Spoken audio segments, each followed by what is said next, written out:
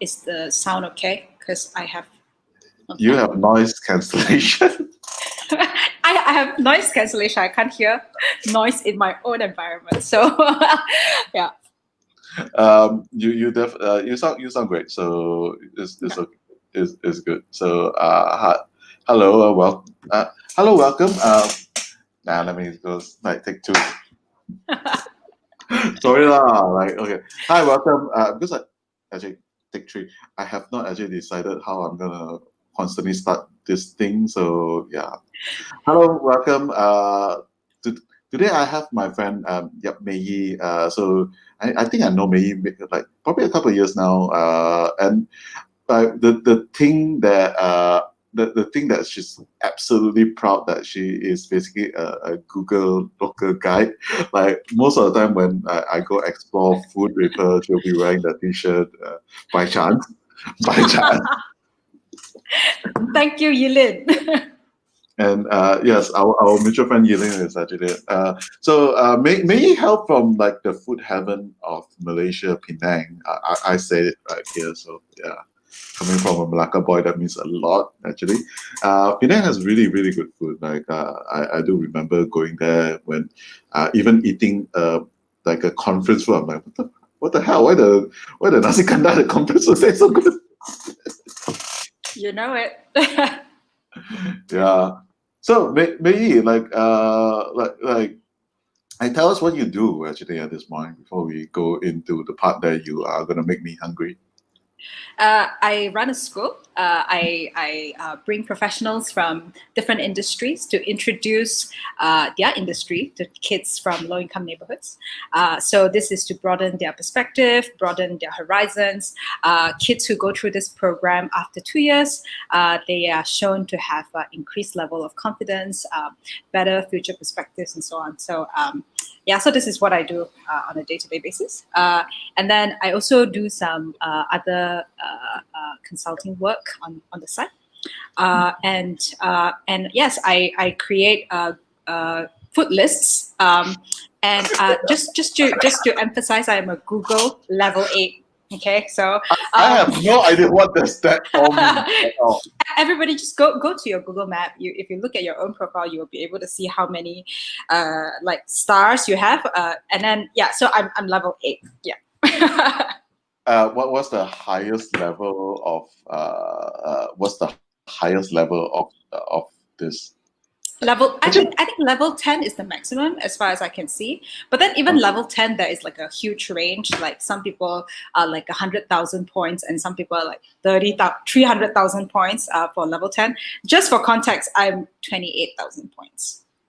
Yes. Ooh, so very far away. Very far away. I do not know how to see mine, so I don't really know.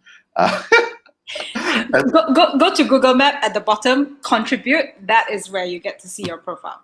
Is it on oh yeah, my contribution. So loading, and it's still loading. I'm level 6, so yeah, clearly not as prominent as yours. My points are actually quite low actually. 1,007, I think. Yeah. Wow. What made you start contributing to Google Maps actually?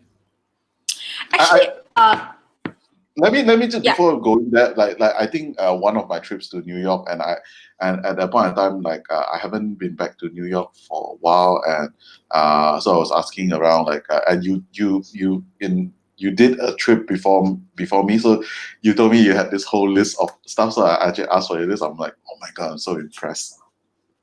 That was very interesting because I think it speaks to how well my friends know me. The moment I said I'm going to New York, everyone goes like, oh, I know this food place, you need to go. So clearly exploring food is a huge part of what I love doing. So a lot of what I collated in that list comes from foodies who've been to New York, and then they tell of this experience they had of the gastronomy experience in New York. also at the time, I have colleagues who were New York natives, so that was quite a treat when they brought me to different places to try out the food in New York. What got me started on building lists is that, well, I lived in Singapore for over 10 years, and when my Singaporean friends know that I'm from Penang, invariably, if they were going to Penang, they go like, Mei, where should I go and eat? And then, I will explain to them in detail, this is where you should eat for char kway teow, this is what you need to eat for all these prawn noodles. And after a while, I got tired of it. So I decided to create a list. And at the time, I think I created a list on like some just listicle thing. And this guy who went to Penang, he actually plotted it out on the map. And because he realizes that he needs to kind of like figure out, oh, where's the nearest place he could go. And I thought, hey, that's really smart. Okay, so I'll create that. And being a direction, let's say a direction challenged person, as you know, Okay. creating lists on maps is just like the perfect way for me to do it. So yeah, so every city that I go to, when people feed me their suggestions, or when I got a chance to try out different places, I just plot them into my map as places that is like Mei approved. So yeah, they are non-exhaustive in any way, but they are definitely places that I've been that I really enjoy. You also have I would like to clarify a few things before we move on. That although you are you have challenges with your direction, you know your way around Penang like the back of your hand. Oh, that's true though. We were so impressed with all those random places that are so truly local, not where all the tourists are and so forth. And you really were a wonderful host when we visited Penang last year with a bunch of our friends. Thank you. Makes me so happy to hear that. I also want to say, I think over the years you also have like a different food list. Like there used to be like, this is like all the best stuff. Then you also had like something like I can't remember what you call it. Essentially, is I think it's like more. Is this good enough just to go over again? Yeah, it's the reliable food list. So it's Reliable. like I've been to this place. It's reliable. So if in the situation where I'm hungry and I'm near this place, so it's good enough. Yeah. Okay. So let's dive in a bit in terms of where we are going to go. So, Mei, what is a life-changing food that you can make me hungry? Okay, I think I gotta say it's like everybody who is stuck and cannot travel. It is when I was in Japan, and I enjoy a good steak every now and again. And all this while I am told that Wagyu beef is the best, right? So you had Wagyu steak and you're like, oh, that's so good, but when I went to Japan, and at the time I was with my ex-boss Emmy, and she brought us to this steak place. So it's in Japan, Wagyu beef is not just kind of like one huge category. In fact, because everyone is so proud of the way that they raise their beef and so on, it's very localized. So I don't even remember what is the name of that particular region of beef. But so they just you go in there, they just lightly barbecue it, they just slightly salt it, and just slightly season it with pepper, and you ate it and it melt in your mouth. And that was the moment when I was like, okay, you know what? I realized that I've never had Wagyu beef in my life, never. That was like kind of the first time where it just, that was life-changing. Yeah. Yeah. So in terms of like that Wagyu beef, do you remember where in? So I assume that is Tokyo, right? Because that's where Emmy is. Yeah. Do you remember where? Because I'll probably guess it's probably Roppongi. It's like that's the thing. I don't remember where, so I need to go back and ask Emmy what's the name of the restaurant you brought us to. And it was just so amazing. I think at the time I was also traveling, with my ex-colleagues, Nicholas, Ethel, and we were meeting up with Emmy. We had so much to talk about. So I couldn't. It was just like a blur. But I just remembered. Oh my god, the beef. And we even sat down and talked about. Oh my god, I need to come back and eat this beef. And Annie went on this whole long economics about, if you don't eat Wagyu beef in Singapore, if you save up like 10 meals, maybe you could get like an Air Asia ticket. I was like, yeah, that's how crazy, like, how much I needed to eat that beef. Yeah. Do you remember what cut is it? Like, do you remember what grade? Because so in Japan, Wagyu beef they usually go like the A, like A to then 1 to 5, A5 being the top in terms of the yield and also the general fat level and stuff like that. Do you remember what was that? No, because everything was in Japanese, and we pretty much just kind of left it in Emmy's safe hands. And yeah, she just ordered for us, and we went along with it. So I have a realization in my last trip in Japan that I don't like A5. Okay, is that like the highest grade? Yeah, that's like the highest. That's like the highest grade. So we went to this. We were in Kobe. We went to one of the famous Kobe beef restaurant and had a Kobe have a Kobe set. So we ordered both A4 and A5. A4 being a lower grade and A5 being the higher grade. Yeah. And I enjoy the A4 a lot more because Okay. there's a lot of dimension over it. Is that too jala? Is it like you feel it's too rich? That's why you didn't like the A5. I find the A5 very one-dimensional, so that's why I want to ask you in terms of that, because like if the A5 has a lot more marbling, the whole thing is like all wet with marbling and stuff like that. Oh, so wow. yeah, I'm watering just thinking about it. My mouth is watering. that's ultimately ideally, but like this year has been weird because like I also had like A5 Wagyu over in KL, and I got sounded by the chef because we were supposed to like toast cook our own beef. Yeah. I left it too long there. The chef came out and like, Oh, I see you do this, I cry. Sacrilege! How could you? How could you just torture the meat that way? It's been raised with love. Yeah, but yeah, that's a realization. So it was just like so when you were in Tokyo, it was like lightly tossed and so on, or like do you remember the condiments? Yeah, it was like just like salt and pepper that I can recall. And the first time round, the waiter did it for us. Like he showed us, okay, this is how you're supposed to do it, and kind of roughly how long you need to turn it, and then he served it on our plate the first round, and it was just like, oh my god, it just melts in your mouth, and then the taste, the juice, the flavor, it's just delectable. Yeah. Wow. Yes. I like I don't know, but it's like I feel like the older me was like, oh my god, that's like I want that, but now it's like maybe too much fat. It's like Yeah.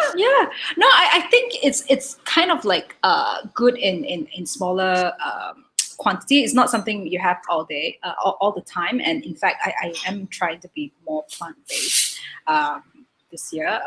But yes, I still do enjoy a good steak from time to time. It's like, I think when you get to savor it, it's better because you savor every last bit of it. When you have meat, you really, really just enjoy every bit of it. Do you remember like what did they serve you with? Like was it with rice or like how like? I don't think so. I think it was just the beef. Yeah. It Wow. was just the steak. Yeah. Okay, that is that. Like okay, so besides beef, like I know you are a woman of many different tastes and palates and stuff like that. Like what are the food that actually brings back a lot of good memories for you? So like despite the fact that I talk a lot about Penang food, like Penang street food, when I was younger, I don't really eat out all that much. In fact, I think it just occurred to me when I was much older how lucky I've been when I was a kid that my grandmother would cook for me every meal, every lunch, and every dinner. She will cook some different dishes. And ever since, I grew up and I live on my own, I've been trying to recreate what she did. But obviously, you know how it's like, you can't recreate it because a dash of grandma is missing, and so you don't really have it in your soup or in whatever it is that you cook. But I recall with a lot of fond memories some of the dishes that she's made for me, like this corn soup. So it's just like, you think of ABC soup with carrot and potatoes and onion, but then with corn in it. So that's that. Like whenever she would made it, it just tastes so good. And then when I try and recreate it, it's like, okay, tastes like a healthier version of whatever she did. Not enough MSG. Yeah, probably. I don't know, or not enough oil or whatever. And then there's this particular fish that I could never find it anymore in the market or in the supermarket. It was this really tiny fish, like maybe about the size, and So according to about maybe about like 3 inch. 3 inches, yeah, thereabouts, yeah. My grandma used to tell me that it was like a cheap fish, so she would kind of buy it in the market, and then because of how much bone it's got in there, so what she would do is that she would kind of like just score the fish so that the bone becomes so small that when she fried it, it would, like, you can kind of eat it, sort of thing. And it was just, the meat was so sweet and so flavorful, and it's just so lightly fried. And then when you eat it, it's like, oh, it's just so understated. I think the flavor is. So that's one thing that I've been looking for in the market, and I could never find it. I asked my mom, like, what's the name of that fish? And then she told me in Hokkien, and it's like, okay, I can't look for it again here, Yeah, so those are some kind of food that I remember very fondly, dishes cooked by my grandma. Yeah. I think especially in terms of because like us growing in this part of the world, in terms of Malaysia, we speak multiple dialects and we call ingredients differently. Yeah, exactly, yeah. So it's something that you might be able to find it in KL or Malacca or in Singapore or wherever, but it's just called something totally different from what. Yeah, and maybe you could find it in some wet market somewhere that you don't even know, how to look for it. But yeah, like apparently it was very plentiful when I was a kid, and it was something that my grandma used to buy very often. I think there's a vegetable that I'm really fond of. That they go with steamboat. It has like a very sweet fragrance in it. Yeah, it's like very strong smell, right? Yes, I love it. I love that one. It's like that's my favorite thing in steamboat. But they don't have it, and they don't have it anymore. Or even when they have it, they don't have that taste. They don't have that smell. So you can't recreate that. Like I know a Hokkien name for that. That's what my parents called it, and we still have it every year for Chinese New Year. Like that would be a mainstay for our Chinese New Year steamboat. But the fragrance is no longer that strong. Like it's not. That's what my parents say also. I actually do not like that vegetable, so I don't know. But then, yeah, they said, back in the day when we were young. They would say, yeah. Like I'm pretty sure that is not psychologically. Like I know for a fact that every time I try it, like in recent years, like this tastes like vegetable. Yeah, potentially. Yeah, it lost that it's pungent and sweet. Yeah. And sweet. Yeah. I just love that fragrance. What's it called? It's not Sayong Choi. It's what's the Hokkien word? Tang O. Tong Choi. I think I can't remember. Yeah, it's so good. Like that is the thing that's missing. So the ingredients does change over time and so on. But you grew up in Penang, and when was your first time exposed to street food? Like since Penang is like street food like nation. Like since I was a child, but it's just not very frequently that I ate it. And in fact, when we were young, we would like, my dad has certain favorites. Every Sunday when he's not working, he will go like, I want to eat curry mee. So it's like, that's his thing. Every Sunday is curry mee, okay? And then he has a few of his favorite stalls. So I was exposed to that as a kid, and then And then we like sometimes if we went out as a family, we might just end up in certain stalls and we eat them. But the thing is, when I was young, I was extremely sensitive to spicy food. So like all this curry mee, Hokkien mee, and all that, it was just not really something I enjoyed because it was just too spicy for me. In fact, I couldn't even eat char kway teow because they would fry in this intense heat on your wok, which they will never wash. And then, so even that it's true though.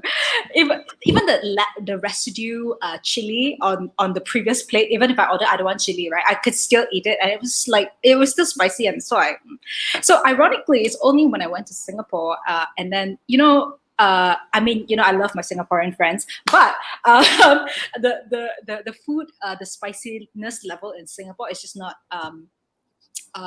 as intense as in Malaysia. So I think that kind of is like a bit of a soft landing for me to get more accustomed to spicy food, so that when I go back to street food in Penang, I could enjoy it more. So, weird, right? so what was the like? Okay, let's talk about Penang later a bit, but let's talk about Singapore and Okay. like how was your exposure to like the food in Singapore? Because it's like people, okay, like I have a very unpopular opinion about Singapore in terms of Okay. especially I think Singapore has really good food. Like I do think so. So I agree with you. I mean, I think here's the thing. When my first exposure to Singapore was in university, right?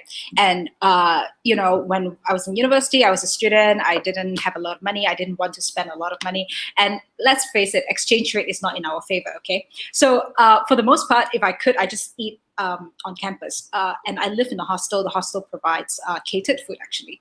So it was not horrid, but it was nothing to shout about. It's like, oh, okay. And then it's really kind of more just sustenance. But then, the different canteens in the university, some of them I remember quite fondly, like in the arts canteen and in the business canteen. It's a very good value for what you get. Like you get, I recall like a chicken chop for like under $3. yes, I know. Actually, to be honest, like Mei and I had this conversation the other day. We were just talking about like NUS canteen food. Yeah, exactly. So it was fine, but and then the nearest sort of street food for me at the time was in this hawker center in Clementi. Clementi is like the nearest town from the university. So let's say that when I went there, I was just like really turning my nose at everything I ate. And I had a roommate at the time who was Singaporean, and she was very excited to show me stuff. Just like, oh, this is carrot cake. Oh, this is what. And I'm just like forever unimpressed face. So she's just like, oh my God, this woman is impossible. And then, we went back to Penang, and then I kind of like showed her around, and she was like, okay, I understand your disdain now. And so it was, so that was kind of like my early exposure. But when I started working, there's a bit more sort of disposable income in spending on more expensive type of food, or just more ability and opportunity to try out other types of food as well. And yeah, I come to agree that Singapore has a lot of good food. I was looking through my list of Singapore food on my Google Map the other day, and I was like, oh, I miss this and I miss that. I was looking through very fondly when I can't go to Singapore. And even with the street food, I think that there are like a lots of nooks and crannies that has really good street food. But as I tell a lot of my Penang friends, just go to it on its own terms. Don't compare it with Penang. Don't compare it with anything, because it is its own thing. It is its own flavors. It is its own taste. And so if you go with that kind of attitude of like, okay, let me just try and see how it tastes, yeah, you would be pleasantly delighted. I think Singapore does chicken rice very well. There are quite a few. Yeah, I think it's done it better than Penang for sure. And then there are a lot of these older food courts. So the people selling there has been selling there for ages. Sadly, they may retire without having passed it on. And that's really good too. Like the oldest one of the older markets back here, they have like lots of fantastic good street food. Yeah, like one of my go-to nasi lemak in Singapore is actually Albert Court, I think, near Bugis. Like Yeah. My old haunt. it's Yeah, it's reliably good. Like it's reliably good, and it's like I think you're paying about two to 250 Sing for like a complete meal, and it's great. Like I love it. I agree. Yeah. Albert Food Court. Yeah, I used to go there a lot when the old office was there. Yeah. And the other place, which is actually near your OPTIC's office, is actually which strangely I do really enjoy, is actually Victory. I know a lot of people like to go Zamzam for their murtabak, but I like Victory because for some reason Victory reminds me of a place. The taste reminds me of a roti canai in Malacca where I grew up with. So like it matches the dal matches it. So when I'm there, I usually order like roti, like the prata telur with like three kwa, like the three sauce together. Oh, right. Right. Yeah. Right. So, but if go ahead. Sorry, go ahead. No, go ahead. Sorry. Yeah, but with Singapore food, I think I was very lucky in that there was a period when I was working at Singtel, which is based in Orchard. And then you think of Orchard as this like shopping strip, right? And then everything is like, like the chain food and all that. But that's absolutely not true. There are a lot of little nooks and crannies in Orchard itself and in Somerset, which is kind of tail end part of Orchard, where there are a lot of good food places. Like even the food stalls, like a Korean food place. I remember I used to eat that every Friday because I just love it. And then there are also like little bakeries and little food places there that is really fantastic. So I think when it comes to like lunch options, I was really lucky when I was at Somerset. And then Bugis is also not bad. A lot of more Middle Eastern type food, but yeah, good options there also. Yeah, really good options. I think we were trying to figure out because there's a ayam penyet place in Orchard that I like. I cannot remember where is it. I just know how to walk there. Yeah. So when you bring your friend to Penang, like what was the do you remember like where would you want to, like where is like one place in Penang that you want them to go to actually enjoy the essence of how Penang street food should be? So it depends on how many days they're there. No. So no, I've done this so many times. I kind of have an idea, but it depends on how many days they're there. That's the first thing. If they're there for 3 days, I think there is a huge lot of option to bring them to. But if they're there for 1 day, it's also doable. And I've done that before because I remember post-graduation, a prof and two other friends who we're very close with decided to do a Penang trip. And it was like, one night, kind of like 1 day. So basically we ate every 2 hours. And so we went to Jelutong Market, which I brought you guys to before as well. It's just like a nice wet market to walk through, and some nice stalls. Like there's a nice wanton mee stall that was from my childhood. That was good. And then there's all various other things like char kway teow there as well. I would bring them to, I think a lot of Singaporeans or a lot of friends, they just like to eat char kway teow. So I tend to bring them to either Siam Road char kway teow because that's famous. But actually my favorite char kway teow stall is a very unconventional one. It's the one at Super Tanker. No, it's so good. That's so good. Oh, you've tried it? Oh, okay.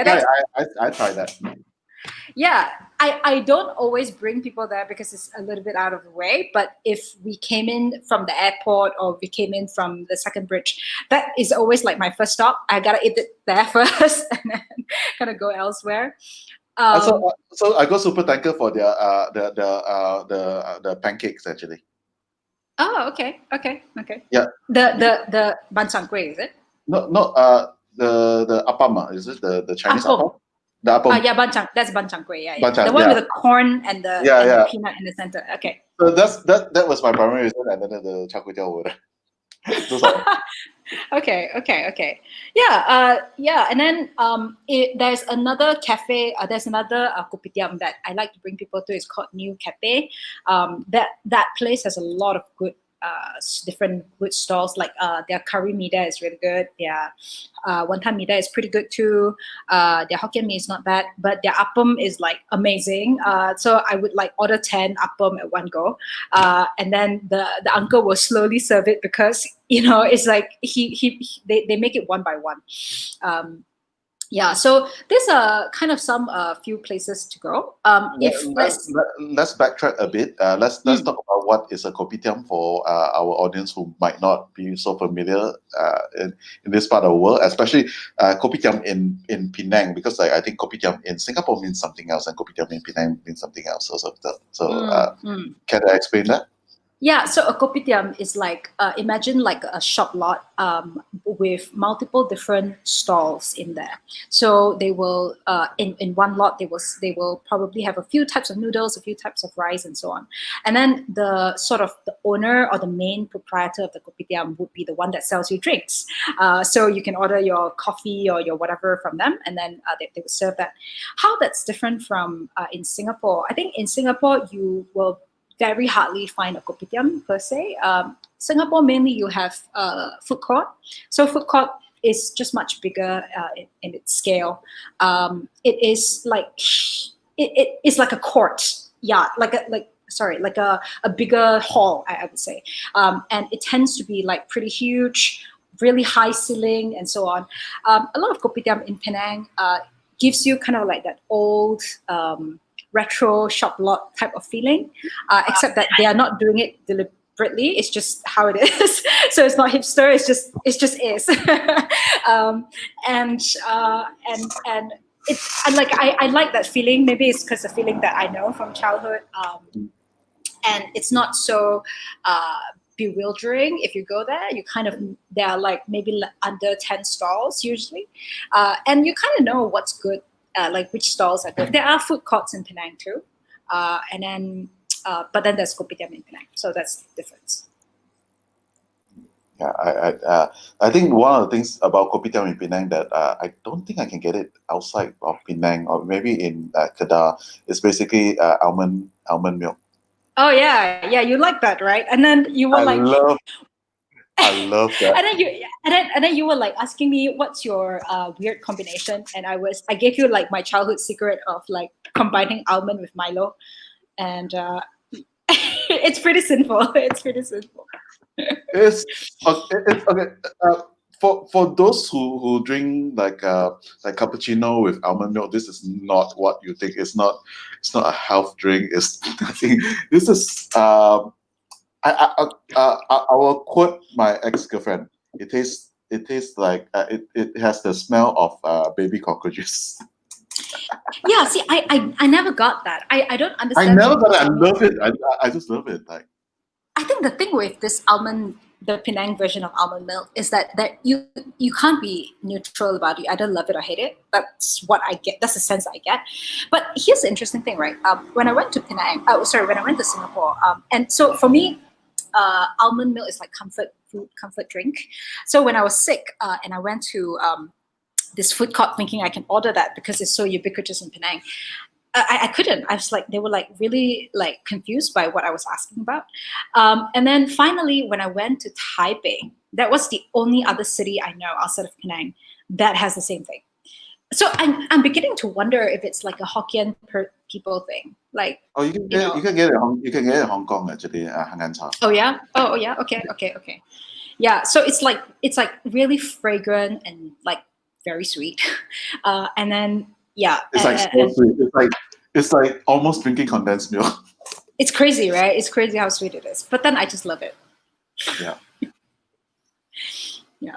And it's like I really do not know how to describe it. I think the best way to describe if you have eaten the cherry. So it's basically like the liquid that preserves the cherry. Like you open you open a bottle of cherry, so Yeah.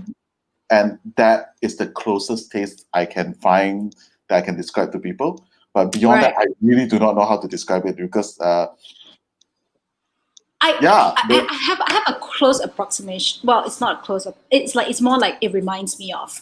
There is this French pastry uh, that is like kind of small. Is it a financier? financier, yeah.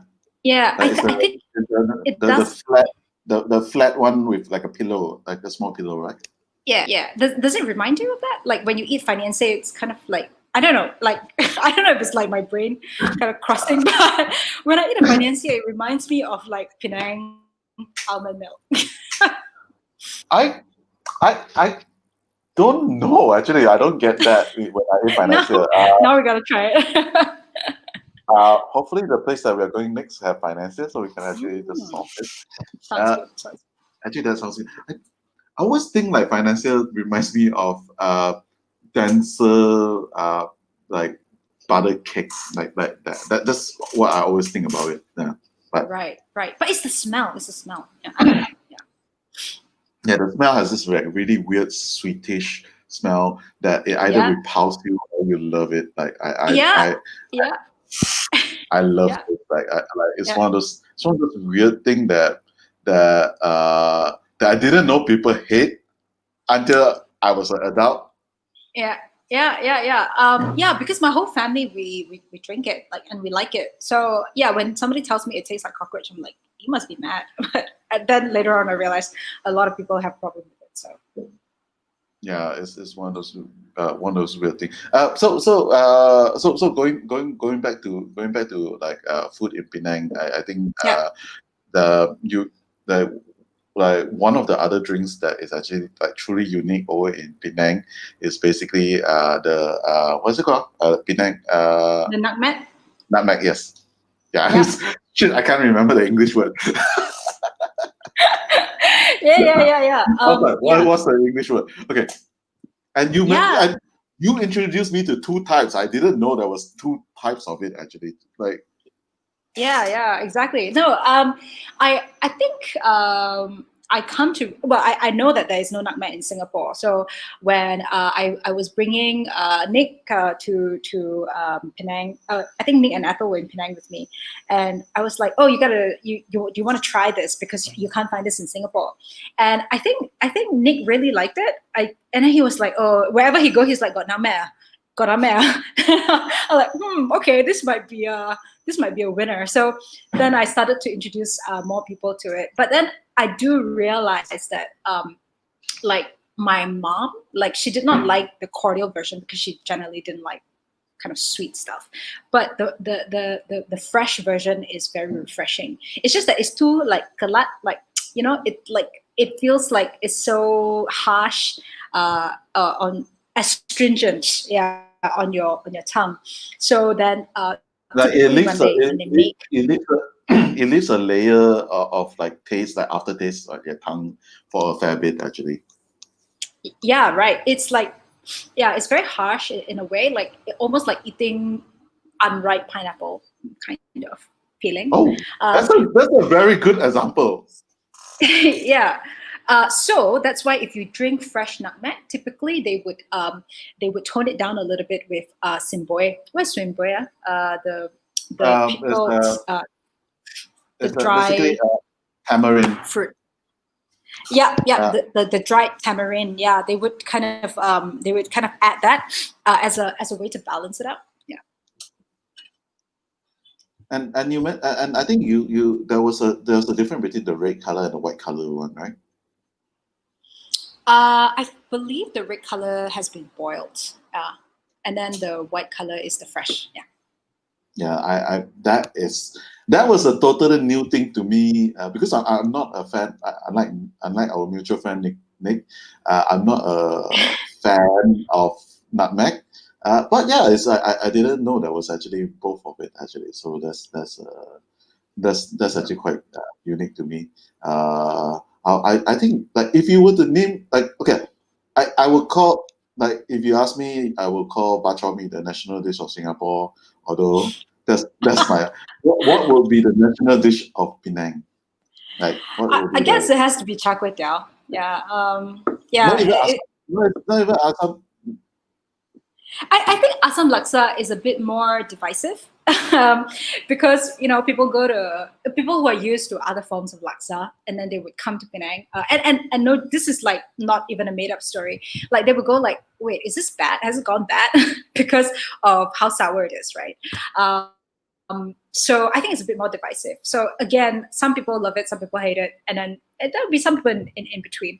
But I don't think I really find people who hate char kway teow. Like it might not be their thing because it's too oily, or it might not really be their thing. But I don't think people really hate it.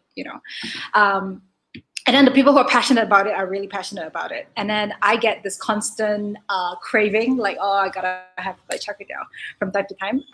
So yeah, and another reason why it's national dish, as it were, is because everyone in Penang will have an opinion about which is the best char kway teow stall ever. So yeah, it's like everyone thinks that this is the one, no, this is the one. So it's huge debate, and everyone is entitled to their own taste.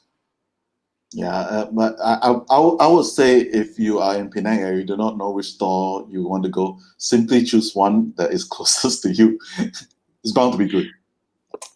Yeah, I don't know. I'm like of the opinion that if you want to eat something really unhealthy, like really like artery clogging,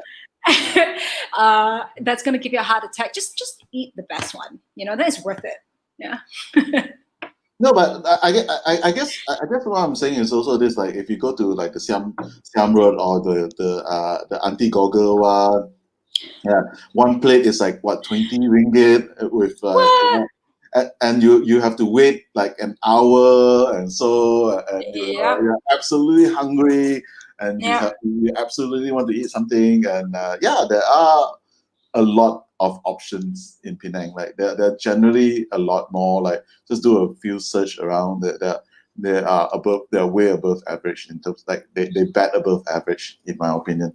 But yeah, if you want to wait in line for an hour, for the uncle who fries with a wood fire stove. With a blower blowing air into the stove, so you have that charred taste and that smoky taste, and or you want to be scolded by. I think there's always a myth between the char kway teow seller. The angrier they are, the tastier it goes. Yeah. No. Yeah, the more grumpy they are, the more it's gonna taste good. Yeah, it's probably a good proxy. Yeah, so unless you want to experience that, but I guess that's really a good approximation of experience. We did have Matt describing Assam Laksa in one of our previous episode, and Oh wow. yeah, and I want to hear your thoughts about it. Like, how would you tell an absolute stranger, like, what on earth are you eating? Okay, so I'm gonna approximate the laksa bowl that my aunt makes, because I think she makes the absolute best bowl. It's like the soup is sour. That's the first note that you're gonna taste. But then once you go beyond the sour, there's a lot more going on underneath. There's a lot more nuance. So you taste a bit of sweetness, a bit of sour, a bit of definitely spicy, depending on how much heat you put in it. That's definitely the first thing. And then the second thing is if they make their noodles right. So the noodles are a little bit thicker than your usual, even thick bihun, thick vermicelli. But it's absolutely silky. Like it's so smooth, and then you know that cliche of this kid that slurps the noodles. Like I always want to do that with laksa noodles, just because it's so silky. And then I love my laksa with a lot of ikan kembung. What's that? I don't know. I have no idea what. Yeah, it's ikan kembung, so it's a kind of fish that is supposedly quite cheap also, but then you kind of break it up so it becomes a bit mushy almost, but then still a bit chunky. So you eat that with the noodles and the soup, and then all this really fragrant herbs inside. Mackerel. Is it mackerel though? I don't know the Google translation mackerel, so I'm like, yeah.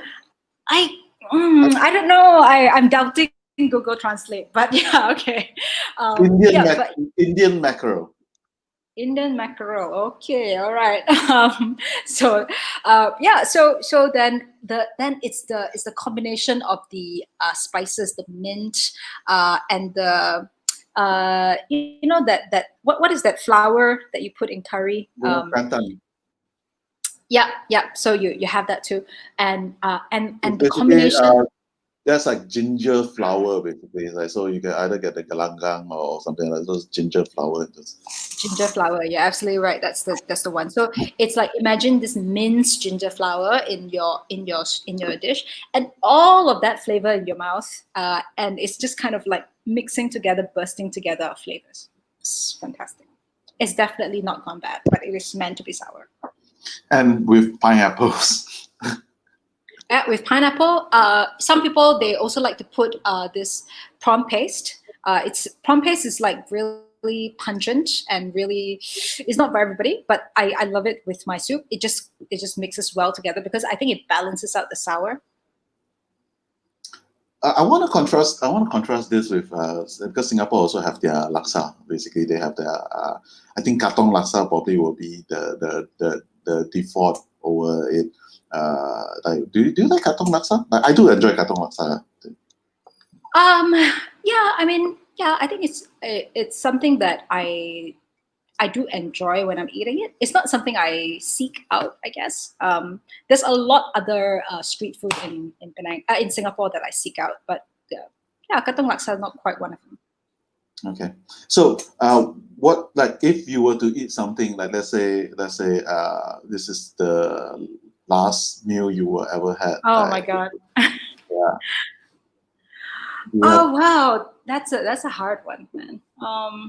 Last meal I will ever have. Um, whew, like last meal I will have for the rest of my life, or is it last meal I have then I die? Yeah, I mean, it's just the last meal. Okay.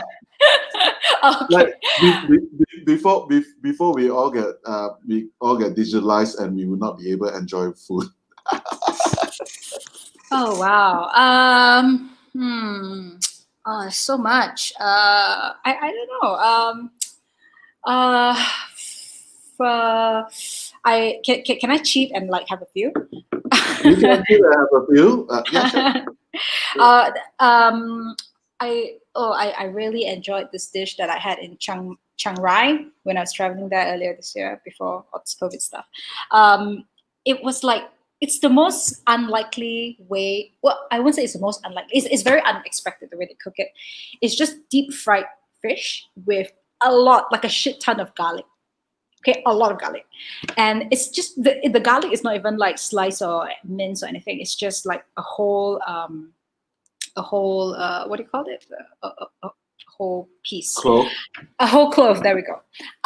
And I don't know what it is that they do with that, but it was just so unbelievably like good. Like, you eat it and you just want to keep on eating it. Like, the fish was so crispy, and then it's like the umami flavor of the fish together with how crispy the garlic has become. It's just, the combination of it is so good. Yeah, so definitely I would like to have that again. I want to eat.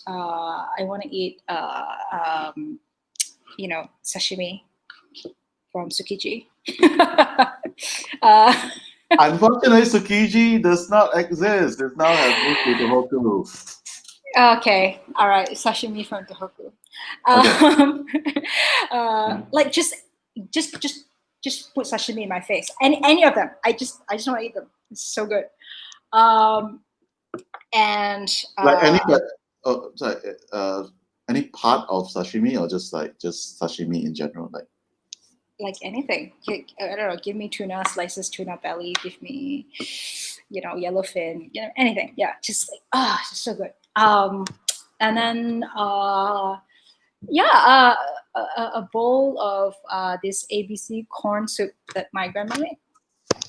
That's a very weird combo, but sure. Yeah, so all of it. I think I don't know because I still have not really decided on that. But my for some reason after talking to you, I'm like, crap, I want char kway teow.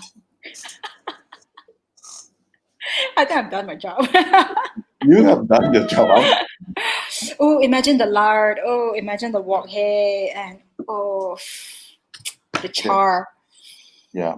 So before we let you go, like you taste a lot of interesting stuff recently also. So anything do you want to highlight that anything is like so that is like you have tasted recently, it's been like that, like dancing in your mind basically, like you want to go back again. Oh wow. If recent, so it's in KL. I've got to say this place called David's Bistro, I think. They serve a bunch of stuff, but on that day, I've only been there once, but I want to go back again. They have this a Wagyu burger. I see a same pattern. A Wagyu burger that instead of the usual bun, they have this flaky pastry on top. It's a I actually check it out. It's actually croissant. It's a croissant. There we go. And I don't know, something about the combination of all that in a burger. The patty was so juicy and so flavorful, and then it's beefy and gamey but juicy at the same time, and then combined with this just a hint of truffle, and combined with the sesame on the bun as you crunch it together. Oh, I remember when I ate it, the first thing that goes on in my brain was, wow, wow, wow. And then I just, oh, it was probably one of the best that I've had recently. Yeah. Can you do you remember what you wrote on your Google review? Yes, I just went like, oh my God, the burger, come here for the burger, something like that. Yeah. So yeah, that is a like after talking to you, that is like one of the places that is like really elevated in the top of my list basically. Uh-huh. I've been going to like David used to run Dave Cafe. Dave's Deli. Dave Deli, and I like Dave Deli is such a childhood thing for me. I Like know, I know. I Yeah, used to the go roast there. chicken. Yeah, the pie, the roast chicken. I used to go there to study for some weird reason. Wow. Back in luck. uh, but yes, this is there seems to be a few contender because Dewakan, another interesting place, just launched their own burger. So Oh wow. Okay, okay. I would love to go. It's been on my want to go list for a long time. Just never found the chance. yeah, and David's Bistro David. I can't remember exactly what's the name, Yeah, but Bistro David, something like that. Yeah. yeah, that is now I know you like your burgers, and that seems like Yeah, it's a expensive burger, like a 50 ringgit burger, but I think it's really worth it. And it's very very busy the place, so make reservations early. I guess we do we it's not our first time paying for such burgers, but yeah, this is after talking to you, this your description is like okay, this is a place that I will have to come back again soon. Yeah, yeah. Right. So yeah, it's yeah. I just thinking about it now, like, oh, should I go soon? Should I go again? Okay. So unfortunately, we don't have much time, but thank you a lot, Mei. Where can people actually find out about your school or what you do, or follow your tips in doing Notion and stuff like that? Or better still, where can people actually follow your Google list if they can find it? I don't know if there's an easy way to share, but I can share it on this on the comments later. It's like a weird URL link. That's for the Google. For my school, my website is WeCan. That's WECAN. WeCan. Yes, kita boleh. WeCanacademy.org. That's the website. On Notion, actually, I started trying something new recently. I started blogging on Medium just to kind of try things out. So I do Mhm. intend to kind of publish more stuff there on productivity, on education, and things like that. So you can find me on meiyup.medium.com and so on. So yeah, Okay. Thank you very much, Mei. And thanks for having me. you did. Oh my God, I'm so hungry. So thanks for making me hungry. We need to eat Penang food soon. Yes, when things are clear up. Oh, side note, off show, there's actually a Penang place in Kapong that I've been wanting to try. So I don't know. Every time people tell me about Penang food in it's KL or Penang food it's in recommended by Singapore, my Penang friends. you know what? I'll try it. I'll try it. Like I'm willing to try it. Invariably, I've been like, okay, but I'll try it. Having said that, I will say that this chain called Seven Village Mhm. does Penang Kway Teow Teng quite well. So yeah, that one I do No, recommend. yeah, that's good actually. That's good. Yeah. So, but some village is from Penang. I mean, it's like originating from Penang, right? Yeah, but my point is you can find it in KL. Okay. Uh, Yeah. yeah. There's a Kapong food court that is actually by supposedly specialized in Penang food. So we have to try that. We have to go. All right, we will. All right. I'll see you soon. Thanks a lot, Thank May. you. It's so much fun. Bye. Bye.